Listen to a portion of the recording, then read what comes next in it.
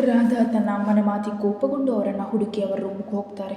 ಜಾನಕಿ ಅವರು ತಿಂಡಿ ತಿಂದು ತಮ್ಮ ಬಿ.ಪಿ ಮಾತ್ರೆಗಳನ್ನ ತಗೊಳ್ತಿರ್ತಾರೆ. ರಾಧಾ ಸಡನ್ನಾಗಿ ರೂಮಿಗೆ ಬಂದು, ಅಮ್ಮ ಏನಾಗಿದೆ ನಿನಗೆ, ನೀನು ಯಾಕೆ ಹಾಗೆ ಮಾತಾಡ್ದೆ ಅಂತ ಜೋರು ಮಾಡ್ತಾಳೆ. ಜಾನಕಿ ಅವರು ಸಮಾಧಾನದಿಂದ, ನಾನೇನು ಮಾಡ್ದೆ ರಾಧಾ ಅಂತ ಕೇಳ್ತಾರೆ. ಅಮ್ಮ ಸುಮ್ಮನೆ ನೀನು ನಾಟಕ ಮಾಡಬೇಡ, ಅಥವಾ ನಿನಗೇನಾದರೂ ಹುಚ್ಚು ಹಿಡಿತಾ ಹೇಗೆ. ಜಾನಕಿ ಅವರು ಮಾತು ಕೇಳಿ ಕೋಪದಲ್ಲಿ, ಮಾತು ಮಿತಿಲಿರಲಿ ರಾಧಾ, ಹಿಡಿದಿರೋ ಹುಚ್ಚು ಇವಾಗ ಬಿಟ್ಟಿದೆ. ಮಗಳನ್ನು ಹುಚ್ಚು ನನಗೆ ತಲೆಗೆ ಏರಿತ್ತು, ಅದು ಕಡಿಮೆ ಆಗಿದೆ. ರಾಧಾ ಅವರು ಕೋಪದಲ್ಲಿ ಕಣ್ಣು ಕೆಂಪು ಮಾಡಿ ಅಮ್ಮ ಅಂತ ಕಿರ್ಚ್ತಾಳೆ. ನಾನು ನಿಮ್ಮ ಅಮ್ಮನೇ ಹೇಳ್ತಾ ಇರೋದು. ಇಷ್ಟು ದಿನ ನೀನು ಹೇಳಿದ ಕೇಳಿ ನಾನೇನು ತಪ್ಪು ಮಾಡಿದೆ ಅಂತ ನನಗೆ ಅರ್ಥ ಆಯಿತು. ನನ್ನ ಮೊಮ್ಮಗನ ಸಂತೋಷ ಸಾನುವಿನಲ್ಲಿದೆ. ಅವರಿಬ್ಬರನ್ನ ದೂರ ಮಾಡಿದ್ರೆ ಅವ್ನು ಖುಷಿಯಾಗಿರಲ್ಲ. ಅದಕ್ಕೆ ಇನ್ನು ಮುಂದೆ ನೀನು ನಿನ್ನ ಮಗಳು ಇಬ್ಬರು ಅವರ ತಂಟೆಗೆ ಹೋಗಬೇಡಿ ಅಂತ ಎಚ್ಚರಿಕೆ ಕೊಡ್ತಾರೆ. ಅವರ ಮಾತು ಕೇಳಿ ಕೋಪದಿಂದ ಆಚೆ ಹೋಗ್ತಾರೆ. ಜಾನಕಿ ಅವ್ರ ರೂಮಿಂದ ಸೀದಾ ತಾನಿಯ ರೂಮಿಗೆ ಹೋದರೆ ಅವಳು ಇನ್ನೂ ಮಲಗೆ ಇರ್ತಾಳೆ. ಮೊದಲೇ ಕೋಪದಲ್ಲಿದ್ದ ರಾಧಾ ಮಗಳನ್ನು ಸಿಟ್ಟಲ್ಲಿ ಪಕ್ಕ ಟೇಬಲ್ ಮೇಲೆ ಇಟ್ಟಿದ್ದ ಜಗ್ಗಲ್ಲಿ ನೀರನ್ನು ಪೂರ್ತಿ ಅವಳ ಮುಖದ ಮೇಲೆ ಎರಚ್ತಾರೆ.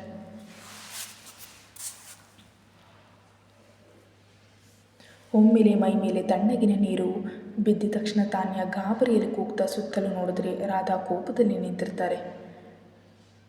ತಾನೇ ಒಮ್ಮೆ ಅವ್ರನ್ನ ನೋಡಿ ಭಯ ಆದರೂ ತನಗಾದ ಚಳಿಗೆ, ಮಮ್ಮಿ ಏನು ಮಾಡಿದೆ ನೀನು, ನೀರನ್ನು ಯಾಕೆ ನನ್ನ ಮೇಲೆ ಹಾಕ್ತೆ ಅಂತ ಕೂಗ್ತಾಳೆ.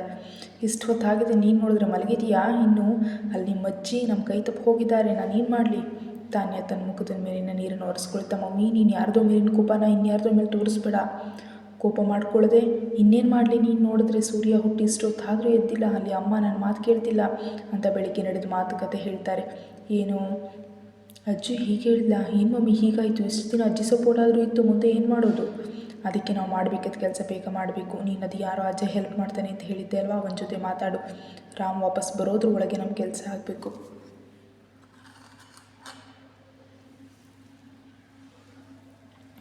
ಮಮ್ಮಿ, ನಾನು ಇವತ್ತೇ ಅವನ್ನ ಮೀಟ್ ಮಾಡಿ ಮಾತಾಡ್ತೀನಿ. ಆದಷ್ಟು ಬೇಗ. ಆ ಸಾನು ಈ ಮನೆ ಬಿಟ್ಟು ಹೋಗಬೇಕು. ಈ ಮನೆ ಮಗನ ನೆಮ್ಮದಿ ಕೂಡ ದೂರ ಆಗಬೇಕು. ಮದುವೆಯಾಗಿ ಸ್ವಲ್ಪ ದಿನ ಎಷ್ಟು ಪ್ರೀತಿ ಹೆಂಡತಿ ಅಂದರೆ ಆ ಪ್ರೀತಿ ದೂರ ಆಗಬೇಕು ಅಂತ ಕೋಪದಲ್ಲಿ ಹೇಳ್ತಾರೆ. ನೀನು ಹೇಳಿದಾಗ ಆಗತ್ತೆ mummy, don't worry. Sorry baby, ಆವಾಗಲೇ ಕೋಪದಲ್ಲಿ ನಿಮ್ಮ ತಣ್ಣೀರು ಹಾಕದೆ ಹೋಗಿ ಬಿಸಿ ನೀರಲ್ಲಿ ಸ್ನಾನ ಮಾಡು ಆಯಿತಾ ಅಂತ ಹೇಳಿ ಹೋಗ್ತಾರೆ. ಇವಾಗ ಬಿಸಿ ನೀರಲ್ಲಿ ಸ್ನಾನ ಮಾಡಬೇಕಂತೆ ಅಂತ ಅವ್ರು ಹೋದ ಕಡೆ ನೋಡಿ ಗೊಣಗುತ್ತಾ ಬಾತ್ರೂಮ್ಗೆ ಹೋಗ್ತಾಳೆ. ಇತ್ತ ಕಾರಲ್ಲಿ ಹಾಸ್ಪಿಟಲ್ಗೆ ಹೋಗ್ತಾ ಇದು ಸಾನು ರಾಮ್ಗೆ ಕಾಲ್ ಮಾಡ್ತಾಳೆ. ಕೊನೆ ರಿಂಗ್ಗೆ ಕಾಲ್ ರಿಸೀವ್ ಮಾಡ್ತಾನೆ ರಾಮ್ ಬ್ಯುಸಿ ಇದ್ದೀರಾ? ಇಲ್ಲ ಕಂದ, ಇವಾಗ ರೆಡಿ ಆಗ್ತಿದೆ. ನೀನು ಹೇಳು, ಬ್ರೇಕ್ಫಾಸ್ಟ್ ಆಯಿತಾ? ಹಾಸ್ಪಿಟಲ್ಗೆ ಹೋಗ್ತಿದ್ಯಾ? ರಾಮ್, ತಿಂಡಿ ಆಯಿತು, ಆನ್ ದಿ ವೇ ಇದ್ದೀನಿ. ನಿಮ್ಮದು ತಿಂಡಿ ಆಯಿತಾ? ಇಲ್ಲ ಕಂದ, ಇವಾಗ ಮಾಡಬೇಕು. ಹೌದಾ, ಸರಿ, ತಿನ್ನಿ, ಮಿಸ್ ಮಾಡಬೇಡಿ. ಸರಿ ಕಂದ, ನೀನು ಹುಷಾರು. ಸಂಜೆ ಡೇವಿಡ್ ಜೊತೆಗೆ ಮನೆಗೆ ಬಾ.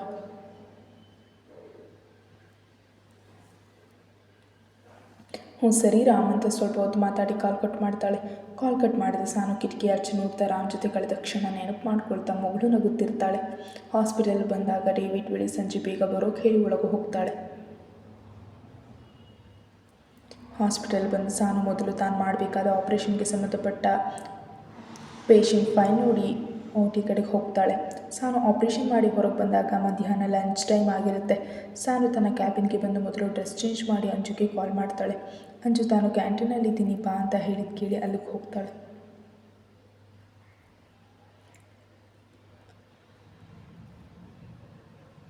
ಅಂಜು ಇಬ್ಬರಿಗೂ ಊಟ ತಗೊಂಡು ಟೇಬಲ್ ಬಳಿ ಕೂತಿರ್ತಾಳೆ. ಸಾನು ಅವಳನ್ನು ನೋಡಿ ಅವಳ ಎದುರುಗಡೆ ಇದ್ದ ಚೇರಲ್ಲಿ ಕೂತ್ಕೊಳ್ತಾಳೆ. ಅಂಜು ಊಟ ಮಾಡ್ತಾ, ಹೇಗಿತ್ತು ಸಾನು ಇವತ್ತಿನ ದಿನ? ಸಾನು ಒಂದು ತುತ್ತಿಂತ ಮಾಮೂಲಿ, ಒಂದು ಆಪ್ರೇಷನ್ ಇತ್ತಷ್ಟೇ. ನಿನ್ನದು? ಹೌದು, ನಂದು ಮಾಮೂಲಿ ಅಷ್ಟೇ. ಪೇಷಂಟ್ ಚೆಕ್ ಮಾಡೋದು. ಸಾನು, ನಾಳೆ ಮದುವೆ ಶಾಪಿಂಗ್ ಹೋಗೋಣ, ಮೊದಲೇ ಹೇಳ್ತಿದ್ದೀನಿ, ಲೀವ್ ಹಾಕಿ ನೀನು. ಅಂಜು, ನಾನು ಯಾಕದಕ್ಕೆ, ನೀನು ಮನೆಯವ್ರ ಜೊತೆ ಹೋಗು. ಹಲೋ ಮೇಡಮ್, ನಾನು ಮನೆಯವ್ರ ಜೊತೆ ಬೇರೆ ಹೋಗೋದು. ನನ್ನದೇ ಆದ ಶಾಪಿಂಗ್ ಇದೆ, ಅದನ್ನು ಮಾಡೋಕ್ಕೆ. ಅದು ಅಲ್ಲದೆ ಪ್ರಥಮ ಶಾಪಿಂಗ್ ಕೂಡ ನಾನೇ ಮಾಡಬೇಕು. ಅವನಿಗೆ ಅದು ಇಷ್ಟ ಆಗಲ್ಲ. ನಿನ್ನ ಜೊತೆ ನಾನು ಬಂದರೆ ನಾಳೆ ಸುತ್ತಿ ಸಾಕು ಮಾಡ್ತೀಯಾ? ಸಾನು, ನನಗೆ ಅದೆಲ್ಲ ಗೊತ್ತಿಲ್ಲ. ನಿನ್ನ ಬೆಸ್ಟ್ ಫ್ರೆಂಡ್ ಮದುವೆ, ನೀನು ಇಷ್ಟು ಹೆಲ್ಪ್ ಮಾಡಲ್ವಾ ಅಂತ ಮುಖ ಸಪ್ಪೆ ಮಾಡ್ತಾಳೆ. ಆಯಿತು ಬಿಡು, ಬರ್ತೀನಿ, ಆದರೆ ಜಾಸ್ತಿ ಹೊತ್ತು ಮಾಡಬಾರ್ದು, ಸರಿನಾ?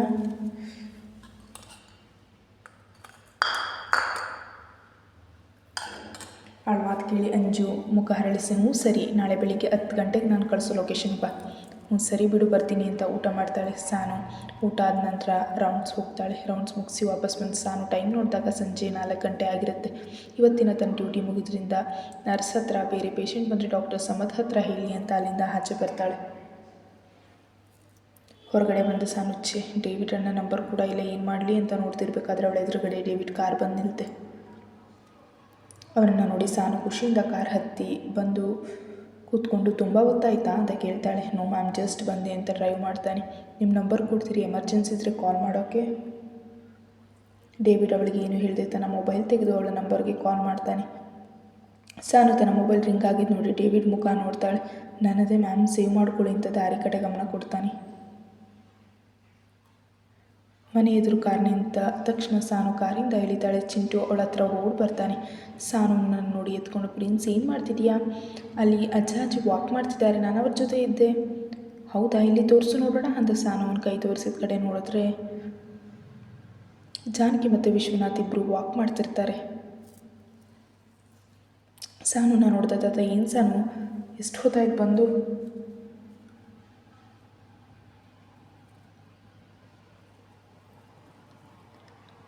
ಇವಾಗ ಬಂದೆ ತಾತ, ನಿಮ್ಮಿಬ್ಬರು ವಾಕ್ ಮಾಡ್ತಿದ್ರಿ ಅಲ್ವಾ, ಅದೇ ನೋಡ್ತಿದ್ದೆ. ಇವತ್ತು ಸ್ವಲ್ಪ ಬೇಗ ಮಾಡ್ತಿದ್ದೀವಿ, ನಿಮ್ಮ ಅಜ್ಜಿ ಎಲ್ಲಿಗೂ ಹೋಗ್ಬೇಕಂದ್ಲು. ಸಾನು ಅವ್ರ ಕಡೆ ನೋಡಿದಾಗ, ಇಲ್ಲೇ ಪಕ್ಕದ ರೋಡಲ್ಲಿದ್ದ ದೇವಸ್ಥಾನ ನನ್ನ ಫ್ರೆಂಡ್ ಪೂಜೆ ಇದೆ ಬಾ ಅಂತಿದ್ದಾಳೆ, ಅದಕ್ಕೆ. ಓ ಹೌದಾ, ಇಬ್ಬರು ಹೋಗ್ಬನ್ನಿ, ನೀವು ವಾಕ್ ಮಾಡಿ, ನಾನು ಫ್ರೆಶ್ ಆಗಿ ಬರ್ತೀನಿ ಅಂತ ಚಿಂಟು ಎತ್ಕೊಂಡು ಒಳಗಡೆ ಹೋಗ್ತಾಳೆ. ಸಾನುನ ನೋಡಿದ ಸೌಮ್ಯ, ಏನು ಸಾನು ಇವತ್ತು ಬೇಗ?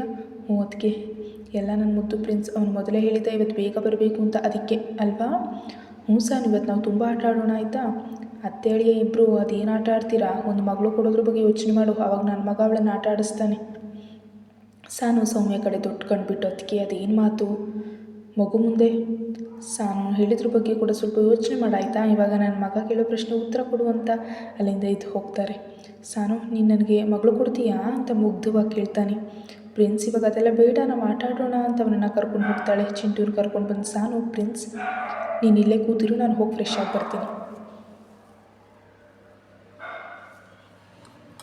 ಸಾನು ಅಂತ ತಲೆ ಆಡಿಸಿ ಅಲ್ಲೇ ತನ್ನ ಜೊತೆ ತಂದ ಕಾರಿಂದ ಆಟ ಆಡ್ತಿರ್ತಾನೆ.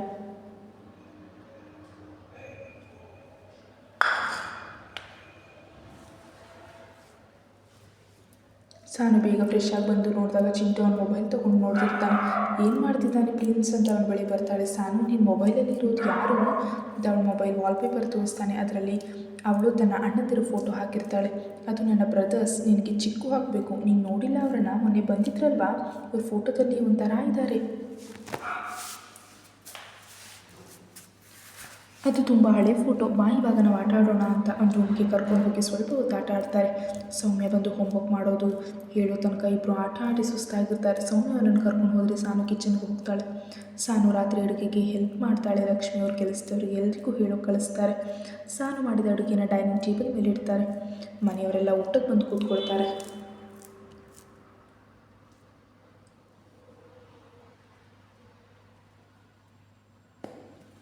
ಕೆಲಸದವರೆಲ್ಲರಿಗೂ ಊಟಕ್ಕೆ ಬಡಿಸಿ ಹೋಗ್ತಾರೆ. ಎಲ್ಲ ಊಟ ಮಾಡಬೇಕಾದ್ರೆ, ರಾಧಾ ನಿಮ್ಮ ಮಗಳಲ್ಲಿ ಗಂಟೆ 9 ಆಯಿತು ಇನ್ನೂ ಬಂದಿಲ್ವಾ?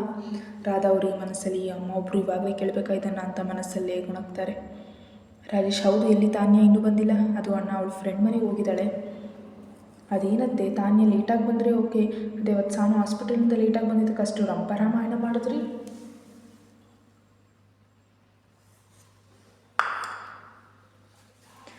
ಅದು ಸೌಮ್ಯ, ತಾನ್ಯ ನನಗೆ ಹೇಳ್ಕೋಗಿದ್ದಾಳೆ, ಆದರೆ ಸಾನು ಆ ಥರ ಅಲ್ಲ ಅಲ್ವಾ? ಬಿಡು ಅಕ್ಕ, ಮತ್ತು ಯಾವಾಗೂ ಹಾಗೆ ಅಲ್ವಾ ಅಂತ ಭರತ್ ಹೇಳಿದರೆ, ನೋಡೋಣ ನಿನ್ನ ಮಕ್ಕಳು ಹೇಗೆ ಮಾತಾಡ್ತಿದ್ದಾರೆ ಅಂತ ತನ್ನ ಅಣ್ಣನ ಬಳಿ ಹೇಳ್ತಾಳೆ. ಅವ್ರು ಹೇಳಿದ್ರಲ್ಲಿ ಏನು ತಪ್ಪು ಇಲ್ಲ, ನೀನು ಹಾಗೆ ನಡ್ಕೊಳ್ಳೋದಲ್ವಾ? ವಿಶ್ವನಾಥ್ ಅವ್ರ ಮಧ್ಯೆ ಮಾತಾಡಾಯ್ತು, ಇವಾಗೆಲ್ಲ ಊಟ ಮಾಡಿ ನಿನ್ನ ರಾಧಾ ನಿನ್ನ ಮಗಳಿಗೆ ಬೇಗ ಮನೆಗೆ ಬರೋಕ್ಕೆ ಹೇಳು.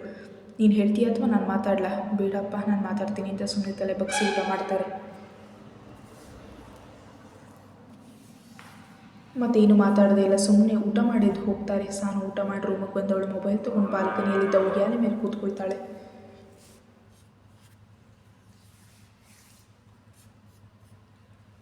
ರಾಮ್ ಕಾಲ್ ಮಾಡಿ ಮಾತಾಡೋಣ ಅಂತ ಕಾಲ್ ಮಾಡ್ತಾಳೆ. ಹಿತ್ತ ಡೆಲ್ಲಿ ಇದ್ದ ರಾಮ್ ನಾಳೆ ಇದ್ದ ಪ್ರೆಸೆಂಟೇಷನ್ಗೆ ಪ್ರಿಪೇರ್ ಮಾಡ್ತಿರ್ತಾನೆ. ಸಾನು ಫೋನ್ ಮಾಡಿದ್ದು ನೋಡಿ, ಹಾಯ್ ಕಂದ, ಊಟ ಆಯಿತಾ? ನಂದಾಯಿತು ರಾಮ್, ನೀವು ಮಾಡಿದ್ರಾ? ಹ್ಞೂ ಕಂದ ಆಯಿತು. ಮತ್ತು ಹೇಳು, ಹೇಗಿತ್ತು ಇವತ್ತಿನ ದಿನ?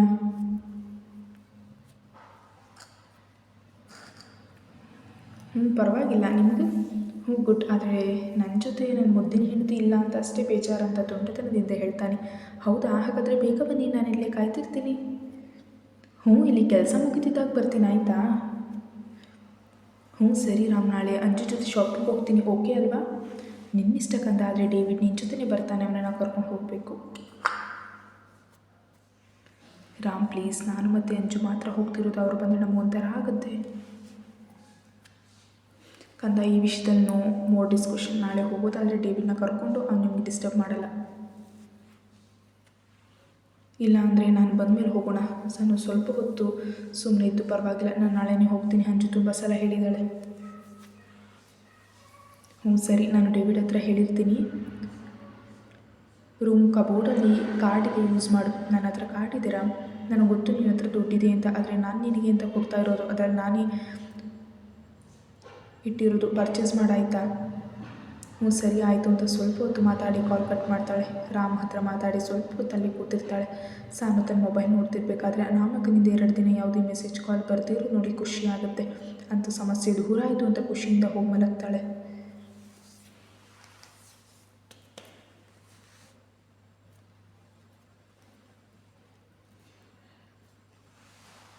ಇತ್ತ ಪಬ್ಬು ಅಂದ್ರಲ್ಲಿ ತಾನ್ಯ ಅಜಯ್ ಮಾತಾಡಿ ಕೂತಿರ್ತಾರೆ. ಇಬ್ಬರು ಕೈಯಲ್ಲೂ ವಿಸ್ಕಿ ಗ್ಲಾಸ್ ಇರುತ್ತೆ. ಅಜಯ್, ನೀನು ನನ್ನ ಕೊಟ್ಟು ಮಾತನ್ನು ಮರೆತುಬಿಟ್ಟೆ ಅಲ್ವಾ? ರಾಮ್ ಡೆಲ್ಲಿಗೆ ಹೋಗಿ 2 ಡೇಸ್ ಆಯಿತು, ನೀನು ಏನು ಮಾಡಿಲ್ಲ. ಇನ್ನು 2 ಡೇಸಲ್ಲಿ ಅವನು ವಾಪಸ್ ಬರ್ತಾನೆ. ಅವಾಗ ನಾವು ಅಂದ್ಕೊಂಡು ಕೆಲಸ ಆಗಲ್ಲ ಅಂತ ಕೋಪದಲ್ಲಿ ಕೂಗಾಡ್ತಾಳೆ. ಬೇಬಿ ಕೂಲ್, ಸುಂದರವಾದ ಹುಡುಗಿರು ಕೋಪ ಮಾಡ್ಕೊಳ್ಬಾರ್ದಾಯ್ತಾ? ಇನ್ನು ನಾನು ಯಾವ ಮಾತನ್ನು ಮರ್ತಿಲ್ಲ, ಆದರೆ ನನ್ನ ಸಾನು ಹೊರಗಡೆ ಬರಬೇಕಲ್ವಾ? ಆ ರಾಮ್ ಊರಲ್ಲಿ ಇಲ್ಲ ಅಂದರು, ಅವನ ಬಲಗೈ ಬಂಟ ಡೇವಿಡ್ ಇದ್ದಾನಲ್ವಾ, ಅವನ ಕಣ್ಣು ತಪ್ಪಿಸಿ ನಮ್ಮ ಕೆಲಸ ಆಗಬೇಕಲ್ವಾ? ಅವನೊಬ್ಬ ಜಸ್ಟ್ ಬಾಡಿ ಗಾರ್ಡ್, ಅವನಿಗೆ ಹೆದರ್ಕೊಳ್ತೀಯಾ ಅಂತ ನಗ್ತಾಳೆ. ಅಜಯ್ ಅವಳನ್ನು ಕೋಪದಲ್ಲಿ ನೋಡ್ತಾನೆ. ನಿನಗೇನು ಗೊತ್ತೋ ಅವನ ಬಗ್ಗೆ ಮೊದಲು ಸರಿಯಾಗಿ ತಿಳ್ಕೊಂಡು ಮಾತಾಡು. ನಾವು ಒಂದು ವೇಳೆ ಸಿಕ್ಕಾಕೊಂಡ್ರೆ ಆ ರಾಮಲ್ಲ, ಇವನೊಬ್ಬ ಸಾಕು ನಮ್ಮನೆ ಯಮಲೋಕ ಕಳಿಸೋಕೆ, ಅದು ಕೂಡ ಚಿತ್ರಹಿಂಸೆ ಕೊಟ್ಟು. ಅವನ ಮಾತು ಕೇಳಿ ತಾನಿಯಾಗಿ ರೂಮಲ್ಲಿ ಕೂಡ ಹಣೆ ಮೇಲೆ ಬೆವರು ಮೂಡುತ್ತೆ. ಯಾಕೆ ತಾನ್ಯ, ಭಯ ಆಗ್ತಿದ್ಯಾ ಅಂತ ವ್ಯಂಗ್ಯವಾಗಿ ಕೇಳ್ತಾನೆ.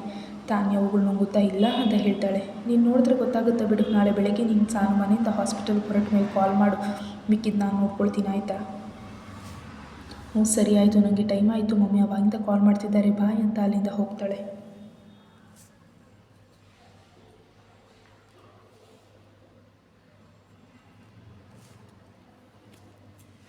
ಅಜಯ್ ತಾನ್ಯ ಹೋದ ಮೇಲೆ ತನ್ನ ಕೈಯಲ್ಲಿದ್ದ ಗ್ಲಾಸ್ ಹಿಡಿದು, ನನ್ನ ಗಿಣಿಮರಿ ನಾಳೆ ನನ್ನ ಜೊತೆ ಇರ್ತಾಳೆ ಅಂತ ನಗ್ತಾನೆ.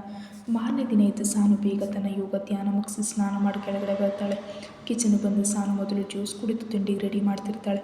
ಅಲ್ಲಿಗೆ ಬಂದ ಲಕ್ಷ್ಮಿ, ಯಾಕೆ ಸಾನು ಇಷ್ಟು ಬೇಗ ಹೇಳ್ತೀಯ? ಸ್ವಲ್ಪ ಲೇಟಾಗಿ ಹೇಳು, ನೀನು ಸುಸ್ತಾಗಿರುತ್ತಲ್ವಾ? ಕೆಲಸದವ್ರು ಮಾಡ್ತಾರೆ. ಹಾಗೇನಿಲ್ಲ ಅಮ್ಮ, ಇವಾಗ ಸ್ವಲ್ಪ ಬೇಗ ಎಚ್ಚರ ಆಯ್ತು ಅಷ್ಟೇ ಅಂತ ಅವ್ರಿಗೆ ಕಾಫಿ ಕೊಡ್ತಾರೆ. ಅಲ್ಲಿಗೆ ಬಂದು ಪವಿತ್ರ, ರಾಮಿಲ್ಲ ಅಂತ ನಿದ್ರೆ ಬಂದಿಲ್ವ ಸಾನು ಅಂತ ಕಿಚಾಯಿಸ್ತಾರೆ. ಅವ್ರ ಮಾತಿಗೆ ಲಕ್ಷ್ಮಿ ಅವರು ಕೂಡ ನಗ್ತಾರೆ. ಅಮ್ಮ ಹಾಗೆಲ್ಲ ಏನಿಲ್ಲ, ನೀವು ಸುಮ್ಮನೆ ಏನೇನೋ ತಿಳ್ಕೊಬೇಡಿ ಅಂತ ನಾಚಿಕೆಯಲ್ಲಿ ಹೇಳ್ತಾಳೆ.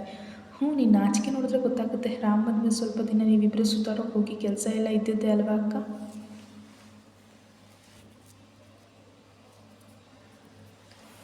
ಹ್ಞೂ ಸಾನು, ಪವಿತ್ರ ಹೇಳೋ ನಿಜ. ಇವಾಗ ಹೊಸ್ದಾಗಿ ಮದುವೆ ಆಗಿದ್ದೀರಾ, ಇಬ್ಬರು ಒಬ್ರಿಗೊಬ್ರು ಟೈಮ್ ಕೊಡಿ. ಅದು ಬಿಟ್ಟು ನೀನು ಹಾಸ್ಪಿಟಲ್, ಅವನು ಆಫೀಸ್ ಅಂತ ಇದ್ದರೆ ಹೇಗೆ? ಸಾನು ಕೂಡ ಅವ್ರ ಮಾತಿನ ಬಗ್ಗೆ ಯೋಚನೆ ಮಾಡ್ತಾ, ಹ್ಞೂ ರಾಮ್ ಬಂದಮೇಲೆ ಅವ್ರ ಹತ್ರ ಮಾತಾಡಿ ನೋಡ್ತೀನಿ. ಹ್ಞೂ ಅಷ್ಟು ಮಾಡಿ ನಮ್ಗೆ ನೀವಿಬ್ಬರು ಖುಷಿಯಾಗಿರ್ಬೇಕು, ಅವಾಗ ಮನೆಯವರು ಖುಷಿಯಾಗಿರ್ತಾರೆ. ಹ್ಞೂ ಅಮ್ಮ, ನಾವು ಯಾವಾಗಲೂ ಚೆನ್ನಾಗಿರ್ತೀವಿ ಅಂತ ಮೂವರು ಮಾತಾಡ್ತಾ ತಿಂಡಿ ರೆಡಿ ಮಾಡ್ತಾರೆ. ತಿಂಡಿ ಆದಮೇಲೆ ಲಕ್ಷ್ಮಿ ಅವರು, ಸಾನು ನೀನು ಹೋಗಿ ರೆಡಿ ಆಗು, ಹಾಸ್ಪಿಟಲ್ಗೆ ಟೈಮ್ ಆಯ್ತಲ್ವಾ? ಇಲ್ಲ ಅಮ್ಮ, ಇವತ್ತು ರಜೆ ಮಾಡಿದ್ದೀನಿ, ಶಾಪಿಂಗ್ ಹೋಗೋದಿದೆ, ನನ್ನ ಫ್ರೆಂಡ್ ಮದುವೆ ಇದೆ, ಅವಳು ಇವತ್ತು ಬರಲೇಬೇಕು ಅಂತ ಹೇಳಿದ್ದಾಳೆ. ಅದಕ್ಕೆ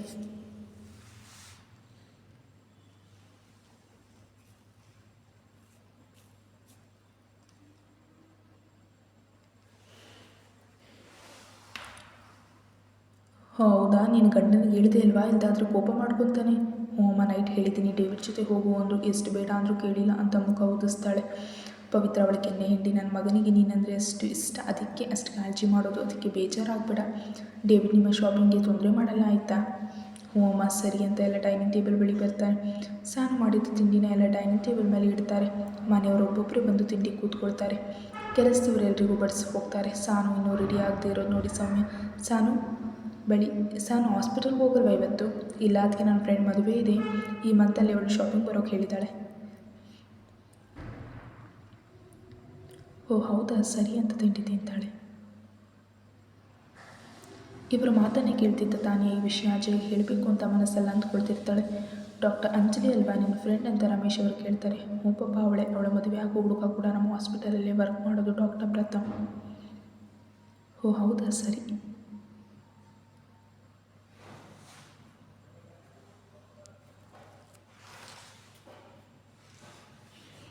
ಅದೇ ರಾಜೇಶ್ ಕಮಿಷನರ್ ಮಗಳು ಅಂಜಲಿ ಬಗ್ಗೆ ಅವಳ ನಮ್ಮ ಜಾನು ಫ್ರೆಂಡ್ ಅಂತ ನಗ್ತಾರೆ.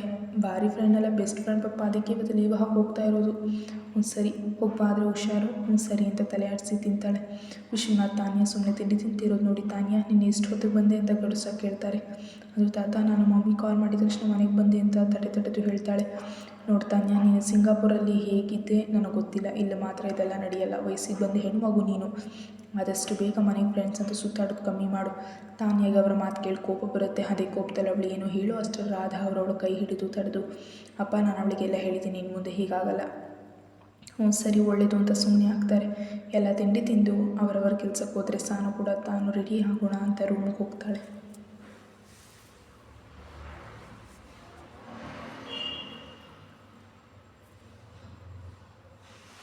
ಇತ್ತ ರೂಮಿಗೆ ಬಂದ ತಾನೇ ಕೋಪದಲ್ಲಿ, ಏನು ಮಮ್ಮಿ ತಾತ ಹೇಳಿದ ಹ್ಞೂ ಅಂತೀಯಾ, ನನ್ನ ಹತ್ರ ಆಗಲ್ಲ, ಬೇಗ ಮನೆಗೆ ಬರೋಕೆ ಅಂತ ಕೋಪದಲ್ಲಿ ಕೂಗಾಡ್ತಾಳೆ. ನಿನ್ನ ಹತ್ರ ಯಾರು ಬೇಗ ಬಾ ಅಂದರು, ನಿನಗೆ ಹೇಗೆ ಬೇಕು ಹಾಗಿರು, ಅವರೆದ್ರು ಮಾತ್ರ ನಾವು ನಾಟಕ ಮಾಡಬೇಕು ತಿಳಿತಾ ಅಂತ ಸಮಾಧಾನದಲ್ಲಿ ಹೇಳ್ತಾರೆ. ಹಾಗಾದರೆ ಸರಿಯಮ್ಮ. ಹೌದು, ನಿನ್ನೆ ಅಜಯ್ ಮೀಟ್ ಮಾಡಿದ್ಯಾ, ಏನು ಹೇಳ್ದ ಅವನು? ತಾನ್ಯ, ನಿನ್ನೆ ಅಜಯ್ ಹೇಳಿ ಮಮ್ಮಿ, ಇವತ್ತು ಹೇಗಿದ್ರು ಈ ಸಾನು ಶಾಪಿಂಗ್ ಹೋಗ್ತಿದ್ದಾಳಲ್ವಾ, ಇದೇ ಒಳ್ಳೆ ಟೈಮ್ ಅಲ್ವಾ? ಹ್ಞೂ ಇದೇ ರೈಟ್ ಟೈಮ್. ರಾಮ್ ಕೂಡ ಇಲ್ಲ, ಆ ಡೇವಿಡ್ ಗಮನ ಬೇರೆ ಕಡೆ ಇರೋ ಥರ ಮಾಡಿದ್ರೆ ನಮ್ಮ ಕೆಲಸ ಈಸಿಯಾಗಿ ಮುಗಿಯುತ್ತೆ. ನೀನು ಮೊದಲು ಅಜಯ್ಗೆ ಕಾಲ್ ಮಾಡಿ ಹೇಳು. ಹ್ಞೂ ಮಮ್ಮಿ ಅಂತ ತಾನೇ ಅಜಯ್ ನಂಬರ್ಗೆ ಕಾಲ್ ಮಾಡ್ತಾಳೆ. ಇತ್ತ ತಿಂಡಿ ತಿಂತಿದ್ದ ಅಜಯ್ ತಾನೇ ಕಾಲ್ ಮಾಡಿ ರಿಸೀವ್ ಮಾಡಿ ಹೇಳ್ತಾನೆ, ಏನು ವಿಷಯ? ಅಜಯ್, ಇವತ್ತು ಸಾನು ಶಾಪಿಂಗ್ ಹೋಗ್ತಿದ್ದಾಳೆ, ಇವತ್ತು ನಮ್ಮ ಕೆಲಸ ಆಗಬೇಕು. ಅಜಯ್ ಖುಷಿಯಿಂದ, ಹೌದಾ, ಎಲ್ಲಿಗೆ ಶಾಪಿಂಗ್ ಹೋಗ್ತಿದ್ದಾಳೆ? ಅದೆಲ್ಲ ನನಗೆ ಗೊತ್ತಿಲ್ಲ ಅಂತ ಅಸಡ್ಡೆಯಲ್ಲಿ ಹೇಳ್ತಾಳೆ. ತಲೆ ಕೆಟ್ಟಿದೆಯಾ ನಿನಗೆ? ಇಷ್ಟು ದೊಡ್ಡ ಸಿಟಿಲಿ ನಾನು ಹೇಗೆ ಹುಡ್ಕೋದು? ಮೊದಲು ಅವಳಿಗೆ ಯಾವ ಮಾಲ್ ಹೋಗ್ತಾಳೆ ಅಂತ ತಿಳ್ಕೊಂಡು ಹೇಳು, ನಾನು ಬರ್ತೀನಿ. ಹ್ಞೂ ಸರಿ, ಅವಳನ್ನು ಫಾಲೋ ಮಾಡಿ ಹೇಳ್ತೀನಿ ಅಂತ ಕಾಲ್ ಕಟ್ ಮಾಡ್ತಾಳೆ. ಏನಂತೆ ಅವನು? ನಾನು ಆ ಸಾನನ್ನ ಫಾಲೋ ಮಾಡಿ ಹೇಳ್ಬೇಕಂತೆ, ಅವನು ಅಲ್ಲಿಗೆ ಬರ್ತಾನಂತೆ, ನಾನು ಹೋಗಿ ರೆಡಿ ಆಗ್ತೀನಿ ಅಂತ ತಾನೇ ಅವಳು ರೂಮ್ಗೆ ಹೋಗ್ತಾಳೆ. ಇತ್ತ ಅಜಯ್ ಮುಖದಲ್ಲಿ ಖುಷಿ ಇರುತ್ತೆ. ಅದನ್ನು ನೋಡಿ ಅವನ ಫ್ರೆಂಡ್ ಪವನ್, ಏನು ಜಯ್ ಇಷ್ಟು ಖುಷಿಯಾಗಿದೆಯಾ? ಇವತ್ತು ನನ್ನ ಗಿಣಿಮರಿ ನಂಗೆ ಸಿಗ್ತಾಳೆ. ಅವನ ಮಾತಿಗೆ ಕೋಪಗೊಂಡು ಪವನ್, ಜಯ್ ನೀನು ಇನ್ನೂ ಅವಳನ್ನು ಮರೆತಿಲ್ವಾ? ನೋಡು ಪವನ್, ನಾನು ನನ್ನ ಗಿಣಿಮರಿನ ಮರೆಯೋದಕ್ಕಾಗಲ್ಲ ಅಂತ ಕೋಪದಲ್ಲಿ ಹೇಳ್ತಾನೆ. ಏನು ಬೇಕಾದರೂ ಮಾಡು, ನೀನು ಹೀಗೆ ಹುಚ್ಚಾಗಿ ಆಡ್ತಾ ಇರು, ಆ ರಾಮ್ ನಿನ್ನ ಮುಳುಗಿಸ್ಬಿಡ್ತಾನೆ. ಆ ಪ್ರಾಜೆಕ್ಟರ್ ರಿಪೋರ್ಟ್ ಕೇಳಿದ್ರೆ ಆದರೆ ಅದು ಇನ್ನೂ ರೆಡಿಯಾಗಿಲ್ಲ, ಏನು ಮಾಡ್ತೀಯಾ? ಅದ್ರ ಕಡೆ ನೀನು ಗಮನ ಕೊಡು, ನಾನು ನನ್ನ ಗಿಣಿಮರಿ ಕಡೆ ಗಮನ ಕೊಡ್ತೀನಿ. ಜೈ, ನೀನು ಹೀಗೆ ಆಡ್ತಾ ಇದ್ದರೆ ನಾನು ವಾಪಸ್ ಹೋಗ್ತೀನಿ. ಏನು ಎದುರಿಸ್ತಿದ್ಯಾ? ಈ ಅಜಯ್ ಯಾರಿಗೂ ಇದರಲ್ಲಿ ಆಯ್ತಾ? ನೀನು ಬೇಕಾದರೂ ವಾಪಸ್ ಹೋಗು ಅಂತ ಕೋಪದಲ್ಲಿ ಹೇಳಿ ಎದ್ದು ಹೋಗ್ತಾನೆ. ಪವನ್ ಅವನು ಹೋದ ಕಡೆಯೇ ನೋಡುತ್ತಾ ಯೋಚನೆ ಮಾಡ್ತಾ ಇರ್ತಾನೆ. ಕತೆ ಮುಂದುವರಿಯುತ್ತೆ. Thank you so much for watching.